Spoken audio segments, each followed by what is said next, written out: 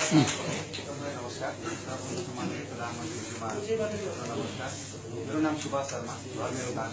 विगत 4 वर्षदेखि म दुबईमा छु र यो 4 वर्षको बिचमा प्रवासको भूमिमै भए पनि आज देशको प्रधानमन्त्रीलाई भेट्न पाएको छु। एकदमै खुसी छु मैले यहाँनिर बिहान 6 बजीमा आबुधाबी आइपुगेको दुबईबाट।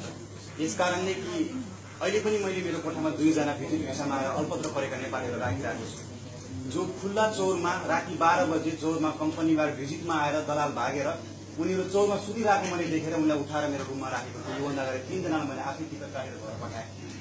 यो अवस्था रेमिटान्सले देश चलाइरहेका युवाहरू कति बेरसम्म यस्तो अवस्थामा यो विदेशी भूमिमा बाँचिरहनु पर्ने यो अवस्थामा खुल्ला आकाशलाई सिरक बनाएर अनि हरियो दुबोलाई ओछ्यान बनाएर कति बेरसम्म आफ्नो जीवन ठेकिरहनु पर्ने हो। तपाईँ त्यही विमानस्थलबाट आउनुभयो र त्यही विमानस्थलमा तपाईँले देख्नुभयो होला कि 1500 जना भन्दा बढीको लाइन, ती कतिजना 5 तारे शैलीका मेन पावरबाट आएका थिए, कतिजना विमानस्थलकै सेटिङबाट भिजिट भिसामा दुबई आइरहेका छन्। अस्ति भर्खर अध्यागमन विभागका प्रमुखज्यू दुबई आउनु भएको थियो, यहाँनिर कार्यक्रम राखेको थियो।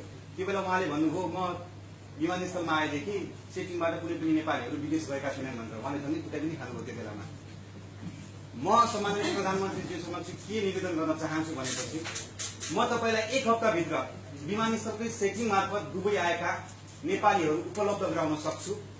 यदि मैले त्यो उपलब्ध गराए भनेपछि तपाईले गएर काठमाडौँ एयरपोर्टमा गएर अध्यागमन विभागका प्रमुखलाई तपाईले कारबाही गर्न सक्नुहुन्छ कि हुन्न? म यो निवेदन म तपाईलाई उपलब्ध गराउँछु। मेरो कोठामा मैले 2 जना भाइहरू सुताएर राखेको छु। गाह्रो छ, अब उनीहरूले टिकट काटेर घर पठाउनु पर्नेछ। म तपाईलाई विनम्र निवेदन गर्छु। र अर्को निवेदन, अघि सरले भनिसक्नुभयो अमर बम विगत 14 वर्षदेखि गराउनु पर्ने, त्यसको बारेमा सोच्नु होला भन्न चाहन्छु। र यही विषयमा विशेष गरी भिजिट भिसाको बारेमा यहाँको कदम चाल्नुहुनेछ भन्ने आशा गरेको छु।